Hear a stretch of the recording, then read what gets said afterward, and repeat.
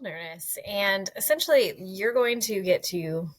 I am going to peel back the curtains for you and just dive into what I've been walking through in the last several months. And, you've heard a little bit about my last episode, which was on rest. If you haven't listened to that, go back and listen to it, because as a reminder, rest was created by God for us, not for God.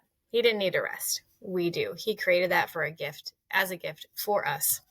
And it's really important, because um, I've always seen rest as non-essential for me, right? For other people, but not for me, until the last probably few months. And it's become a thing that is really changing my life. Okay, so the wilderness of the soul, what we're talking about today is, essentially this season of breaking, of shaking us of all the things that are weighing us down. A lot of them being sin that weigh us down. And I wasn't even aware of these things in my own life until the last several months. And it really started, with last year.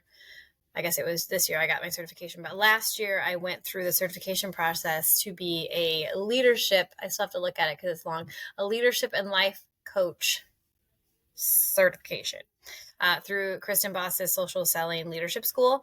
And honestly, the reason I did that was because I wanted to be able to coach my team better. But specifically, what drew me to that course was the focus on emotions, feelings. And it was this weird, moth drawn to a light situation, because I've always been someone that I don't have time for feelings. Feelings are weakness. I don't cry.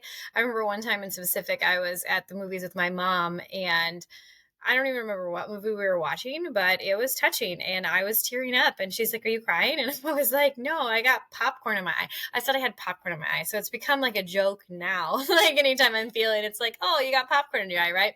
I meant to say salt, but I was, in the moment, just trying to come up with some excuse, because again, I didn't do feelings.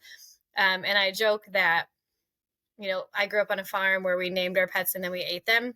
No, you've heard this story before, but I love to tell it because it just freaks people out. We did not eat our cats and dogs. Yes, we ate our cows and chickens and pigs, rabbits, all those things, right? Anyway, but it does lend to the narrative that I don't have time for feelings, emotions are weakness. Sadness is something that I don't have time for. If it's not happy or good, or moving forward, I don't have time for it. Well, God has broke me of those things. And it's not like it's magic. I just came to the point where God really revealed how broken I am to myself. But not just that, but how prideful, arrogant, self-reliant, self-glorifying that I have been in my life.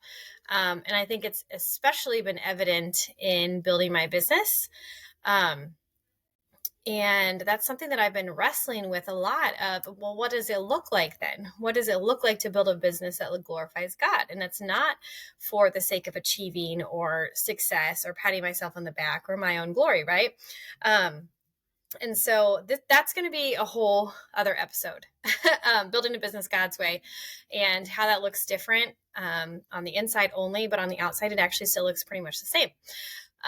But going through this wilderness has really been this breaking and shaking. And I just describe it to people as it's very heavy. It's very hard. It's difficult. It's challenging. But it's so good. And it brings so much freedom. It just reminds me of the verse that says to throw off the sin that so easily entangles us and weighs us down. And that's what it's felt like to go into the wilderness with the Lord and have him to shake me of the things that I have held on to as my identities, that I'm an achiever. I'm someone who gets stuff done. I make things happen, right? All these things. And I thought that that's just the way that he made me, or that's who I am. And that was my identity. And so he's just been revealing so much to me that, yeah, those are self-glorifying things. And, whereas being a hard worker and quickly submitting to his authority and direction and leading, and daily, sometimes hourly, giving myself these heart checks to check in with myself of, am I forcing my own will here? Am I just checking boxes? Am I just mastering my to-do list, but not actually surrendering to the Lord in the direction that he wants me to go, or in the areas that he wants me to place boundaries or to pour into and create margin and those kinds of things. And so this wilderness has been so good. And it really started with that, I guess, weird moth interest towards the light of emotions, and just being able to recognize my own emotions, being able to name them, being able to see how the stories in my life that I have are creating the emotions that I have. And emotions are a natural response of that. Emotions, they're very human. They're real life, right? And a lot of times they can be an indicator of something else that's going on. And, when we spend years and years and years, 37 years probably, maybe -5. So let's say more like 30 years of, shoving these emotions down, ignoring them, saying I don't have time for that. Eventually they come back and say, you will make time for us. And, realizing that a lot of the tension that I have, that I carry in my neck and shoulders, is self-inflicted because of my refusal to rest, of my ignorance, and seeing how the self-reliance has weighed me down in so many ways. And so it started with those emotions, and then that led to taking an emotionally healthy spirituality class, which was extremely uncomfortable for me, you guys. Like, it was so funny because, like, my husband is very emotionally healthy. Like, he has a feeling, he names it, he lets himself feel it, he moves on. It's like a wave coming in and then it goes out. Whereas my waves would come in and I would just try to shove them down, right? Which you can't really capture the ocean like that. Like, it's the ocean. It's strong. It will get you. It will not be ignored. It will be dealt with eventually. And so through this class, like I told Zach, like every week I was just like, I just feel so uncomfortable because I feel like all of my natural tendencies to, make jokes, to make light of situations that are heavy or just like make me feel uncomfortable. I'm stripped of those. I'm also stripped of just this sense of like trying to make myself appear a certain way or sound a certain way, and it was so interesting. One of the weeks we had to write down, if we could do anything, that we're passionate about, what would that be? And it was so interesting because I had written down, and like, these are good things. And this is what the Lord has been revealing to me, is that, good things, when they sit on the throne of the Lord, are no longer good when they're out of order like that. And so this I had written down something about like, I want to be a wildly successful mindset coach that's like speaking on stages and all these things. And that's not a bad thing. That can be exactly how it looks on the outside. Again, there's going to be another episode just digging into this topic even more about building business God's way. So the outside might look the same, but that inside heart posture that I was having in writing that was, look at me, look what I did. Look what I can do. Look how great I am. Right. And, God has gifted me in coaching for sure. And I know that in those moments of, coaching a client, I feel so alive, and I feel like God uses me through those, and the Holy Spirit gives me insights that I would never have on my own. And, those are good things. But when I shift the posture to now I'm putting myself on God's throne, even though the external things look the same, the inside posture has shifted and I can feel it. And so what I've been learning is that, it's a constant check-in with myself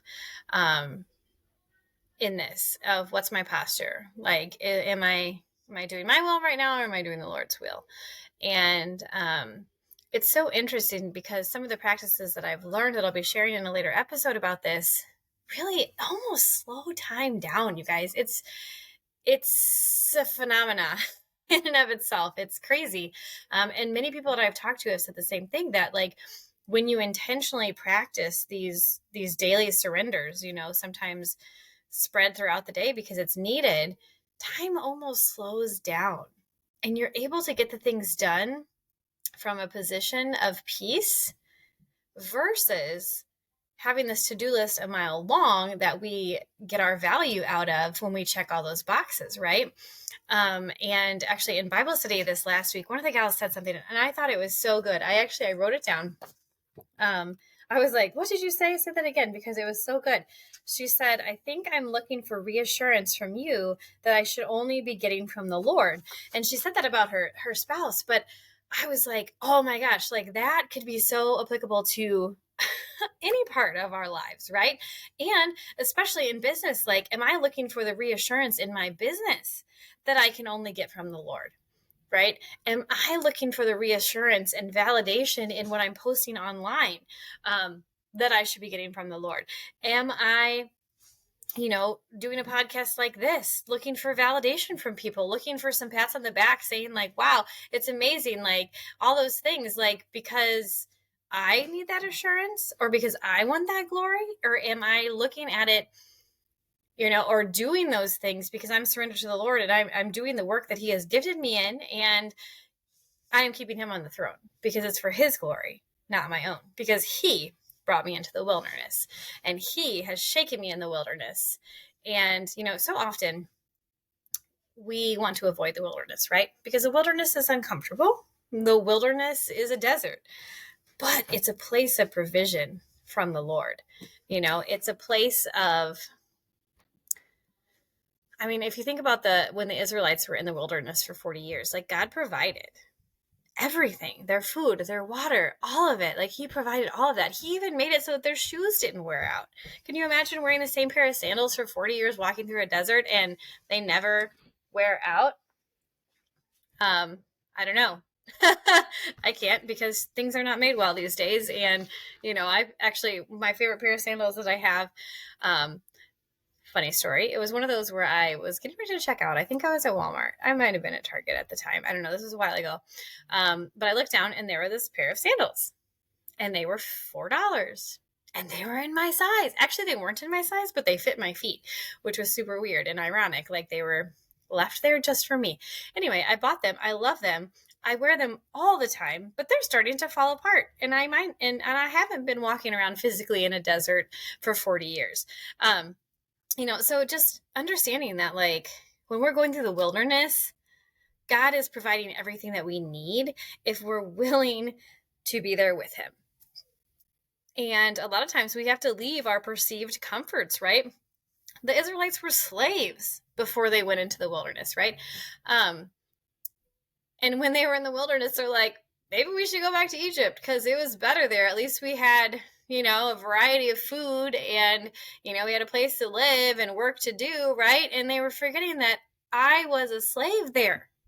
Guys, this is like hitting me right now. Like, as I'm saying this, talk about like emotions overwhelming, but like when we stay in those comforts, especially when they're counterfeit comforts are anything that we turn to that gives us a quick hit or a high or an assurance or a validation, but then leaves us feeling worse off on the other half, versus actual comfort from the Lord, which fills us to overflowing and gives us peace. And, so these counterfeit comforts keep us as slaves because we keep having to come back for more and more and more. You could go the hard route and say, like, look at drugs, right? Like, this is how people overdose because they want more and more and more, and they need more and more and more to get that same high that they once felt. I'm speaking from perception here. I'm not speaking firsthand because I don't know. But I do like coffee, and caffeine is a drug, right? It's just a socially acceptable one.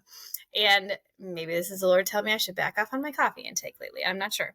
But I like coffee for the taste, right? Like, we always have our justifications of, oh, but it's good, right? And essentially, a lot of these things aren't bad in and of themselves, especially when we look for food. Food is like one of the biggest counterfeit comforts that's socially acceptable. And the thing is, we have to eat. You can't just like not eat. Like, you could not do drugs, right? But you can't just not eat. Like, you have to eat. And so it's where these things that are good can become bad when they're misaligned.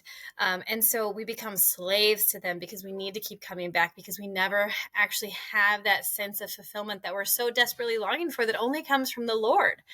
And so when we're in the wilderness, God reveals these things to us. And I don't think I've told this story before, but I'm going to tell you guys this story. So Zach and I, when we were in our emotionally healthy spirituality class, and before that, when we were in our re-engage class, that would typically be on Tuesday nights, and our oldest would watch our kids. And so afterwards, because we knew all the kids were in bed, we would go to a local bar here in town called the Corner Tap, because they serve food all night long. And it's very inexpensive and it's good. I mean, yeah, it's bar food, but it's good. And it was a really cheap date that we could go and we could kind of process through together the things that, we just learned, we just discussed those kinds of things. And this one night we were there, and we were probably about halfway through emotionally healthy spirituality, right? I'd already gotten my certification. So, I understand now, like, how to recognize emotions and process through them, which is a daily practice. And I don't know that you could ever perfect it.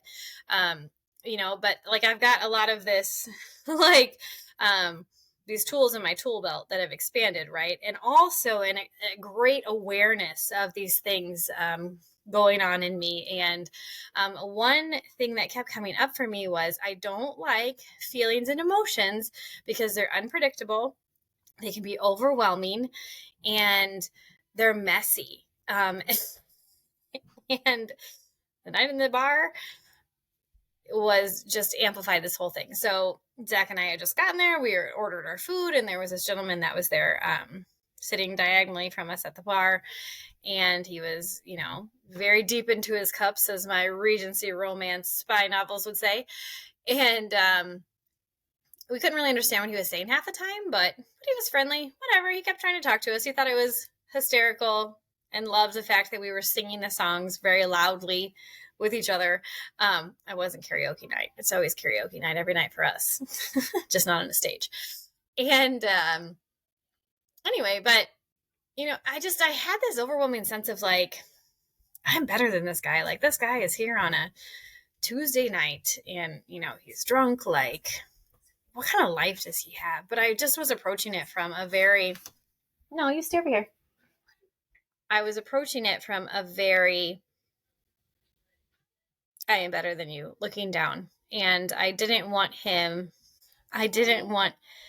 talking to us, because he was interrupting our pseudo date night, right? And yeah, like, looking back at that now, gosh, I'm like still so convicted by that, of like, I hadn't even realized how prideful and arrogant my heart had gotten in this moment. And anyway, eventually he was like, oh, I'm interrupting you guys. Like, I'm going to go around to the other side of the bar, because the actual bar itself splits the place into two different rooms. And so he went to the other side. Like, there's a wall, so we couldn't see what's going on. There's a big window, but we were just out of the line of sight, so we couldn't really see anything that was going on in that room. And all of a sudden, like, a big ruckus went down. And please stay out of my frame. A big ruckus occurred, and like, we kind of ran around the side to like see what happened. My kids are all home from spring break this week, so if you're watching this on YouTube, you're going to see them popping here and there. If you're listening to it, the silence is that's what's happening. They're making faces and doing things in the background. Anyway, back to the story. So we saw, I call him Barman because I still don't know his name. Barman was like laying on the floor. Someone was trying to help him up. There's another woman that was like getting helped up off the floor. And this other guy, who we come to find out had punched Barman. We don't know why. We still don't know why, what happened, whether he tripped and fell into this woman and knocked her down, and then the other guy was mad because that's his woman, or if something was said and whatever. But it was just, wow.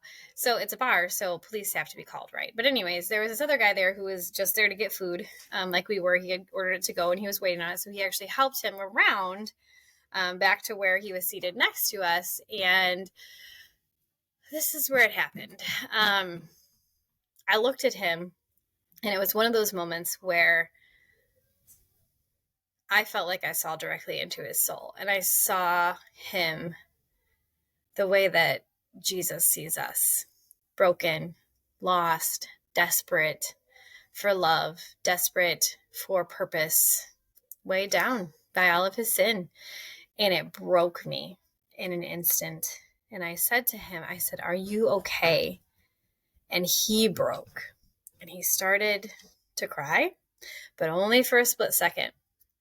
And then he immediately launched into regaining his composure, grabbed some menus, kind of, stacked them, shuffled them around. But in that moment, God let me see him as he sees him. And I was just overwhelmingly convicted of my pride and of my arrogance and of the fact that I let my own self get in the way of, and when I told Zach later on was I said, you know what, Jesus would be here in this bar with these people who are hurting and who are lost and who are, drowning essentially their sorrows because that they don't know what else to do, right? Or that's just what they, have defaulted to, right? But like he would be here and he would see people for who they truly are instead of as an inconvenience to his time frame, right? And I burst into tears. Now I'm in a bar. I'm surrounded by all these people and there's music and we had just been singing and we've got our food. And I turned to Zach and I just overwhelmingly just overcome with emotion. And I even said to him, this is why I hate feelings and emotions and going through this process, because things like this happen and I can't control them and I hate that. But I was just broken in that moment. And God really used that. And like, I prayed for Barman for days and days and days. And like, I still pray for him every now and then that, why, Lord, did you have mercy on me to give me your salvation, to bring me to the point where I accepted it? And this man who wants that so bad, but maybe doesn't know it, doesn't have that yet. And like, I prayed for that man's soul and I still pray for that man's soul. And like, it still tears me up right now that, and God used that moment to start shaking me and to reveal the darkest corners of my heart that, interestingly enough, the sins that I deal with are socially acceptable. They are. Being an achiever, going for glory, creating success, earning all the money. All of those things are not necessarily bad except for glory for yourself. But like being successful, earning lots of money, none of those things are bad in and of themselves. They're not sins. But when they take the throne of the Lord that only he is meant for, they will wreck you and wreck your life. But the world will tell you, good job, good for you, keep going. And so this is how the wilderness has been for me. It's just these things of exposing things to me that I hadn't been able to see, shaking me of them. And I just keep thinking, I think it's in Second Corinthians, when it talks about, the Lord returning and shaking the world, and only the work that is done through the Lord will remain and everything else will be shaken away. And I just keep thinking of that as I approach my life and my business, that I want my success to be so blatantly obvious that it is for the Lord's glory alone. And that I simply positioned and postured myself with a willingness and surrender to his leading so that he could work through me. I always say you got to put legs on that prayer, right? Like Noah had to build the boat, right? But he had a posture and a positioning to the Lord that said, I will do the work that you've called me to do for your glory. And I want it to be so blatantly obvious that it is for his glory and not mine, with, people coming into my life that I couldn't have orchestrated, people becoming my customers that I couldn't have gone out and found myself, but I had to still be doing the work and showing up so that I can see those things and take care of those as they come along. And actually, it's pretty crazy. So, for the last several years, I've really been focused on supporting my team, supporting my business leaders, helping them to grow their businesses, helping them, grow their paychecks and make bigger impacts and, hit the goals that they've set for themselves. Um, and I have an amazing, solid customer base that I've built that has continued to order with me over the years. But, there comes a point where, you can only coast so long, and things start to go down. And actually, Alyssa talked me off a wall or off the ledge on this one, because I was like, look at this, like I'm doing all this work and my own numbers are going down. And she's like, but your numbers went up with your team because you've been working and spending your time with them and helping them. And I'm like, oh, you're right. And she's like, so we're not going to throw all the buckets out just because, one you feel like is directly and negatively impacting the other, because that's not the case. And so it was so interesting, because I was just like, Lord, like my business, like he has shown me that he wants me in it at every single time that I've tried to walk away and be like, well, maybe we just won't do this anymore, right? Like, oh, whatever. He has very specifically said, like, nope, I want you here, whether he's brought someone into my life at that time, or whatever. And again, he has confirmed to me. So I've had like some of my lowest months this year, probably in my business for a very long time. And like just my own personal volume, not my team's volume. Like theirs was great. But it was interesting because I'm just like, okay, Lord, like I have built this business at times striving, right, and forcing it. And a lot of those customers are not with me anymore. Like I don't want to burn myself out going out there and doing this, because I know I can, but I know that I shouldn't. And like I just want to stay postured, Lord, to, be building this business in the way that you want. And it's just amazing. Like he, out of the woodwork, like he brought me 3 new customers. One was, someone I had talked to probably like a year or so ago, and ended up coming in like hot, like wanting all the things, and it just like, I didn't reach out to this person, and say like, hey, do you want to be my customer? Like I did position myself with things that they had said, along the lines of like, I'm looking at getting another job. Like I really just need extra income. And so like, I had just said like, hey, I don't know if what I do is a good fit for you, but I'm happy to give you a look, help you take a look at it. And she was open to that, and so it was a very organic conversation, that I didn't force, but I still, positioned myself to be able to help her in the way that, she needed. And it was just amazing. Like hit all my goals and earned extra bonuses this month. And it's turning out to be like one of the biggest volume months I've had in a really long time, like in my own personal side. And like God gets the glory, because it's not like I went out and was like, I'm going to sponsor 50 people in the next like 30 days or something. Like I did none of that, but I still faithfully worked. I leaned into taking care of the customers that I do have, and also showing extra appreciation for them, because they have been with me so long and they have been so consistent, and they have been, just so loyal, and just leading in and saying like, hey, I appreciate you, and like doing all these things. And so I wasn't out there actively like searching for people, but the Lord brought them, and because I was already working and willing to do the work, and submitted to him, like he just poured out the blessings. And it's just amazing. It's just another confirmation that like, he's like, yep, I want you here. You will keep going. You will not quit. I'm not letting you walk away from this, and not that I was going to quit, but there's almost this like less than version of quitting where you just like quietly like stop doing things. And eventually, right, like you can only go so long until it just kind of goes away, rather than being like, I quit, I'm doing nothing, right? Like no one usually does that in this industry if they've been in for a long time, but it's more of like a kind of quiet sneaking away, like I'm out kind of thing, but not really ever saying that. So anyways, all of this to say the wilderness is such a heavy place, but it's so good. It's so freeing. And I would love to know if you have gone through a wilderness like this, or if you're currently in one. Let's talk about it, because I've had so many people come out of the woodwork through me sharing my own story and saying like, yeah, I'm there too. And then, us having conversations, and there is power against the enemy in speaking things out loud and coming together and getting out of isolation and being vulnerable in community.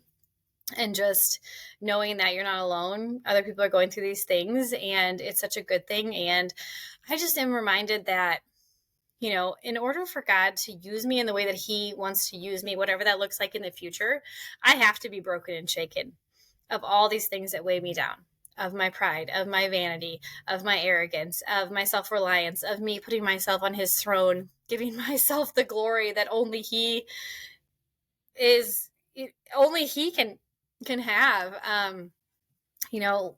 In order for Him to be able to use me, that's what I have to do. That's what has to happen. And it's not even necessarily like I have to do it because I can't. Like, I just have to be willing to go into the wilderness and, sit with the heaviness and move through that. And so it's good. The wilderness is good. It is so good for us. It is so freeing. And I'm excited through this, everything that's coming from it. I have said for years and years and years that I would write a book. And God actually gave me 3 topics and 3 book titles to move forward on. So I've started writing one, which is about the wilderness. And it's called Into the Wilderness, Inviting God to Shake You for His Glory. So I've never written a book before, but the Lord, all things are possible. So I'm excited to see where that goes and what comes from that, again, for His glory. It's so interesting, though, because I've always wanted to write a book. And I've always said, like, I have so many ideas swirling around in my head, but I could just never really pinpoint exactly what it was. And like I said, this one, He didn't just give me one book title, but three different topics. And as I've sat down to write each day, not quite each day, but each time I've sat down to write, it just feels like it's His word speaking and not mine. And I have so much clarity and vision for that I know is only from Him. And, He's going to be glorified through that, but I still have to be faithful and I still have to do the work, right? Like, I have to type the words. He's not going to type them for me and give me the manuscript and be like, here you go, right? Like, we have to faithfully work, and it comes down to that heart posture. I hope you guys enjoyed this episode. I hope that it challenges you. I hope that it makes you uncomfortable, just like I was uncomfortable, because that is what moves us into a God-honoring posture. That is what shakes us and breaks us of ourselves so that we can be filled with the Lord and overflow in other people. Hey.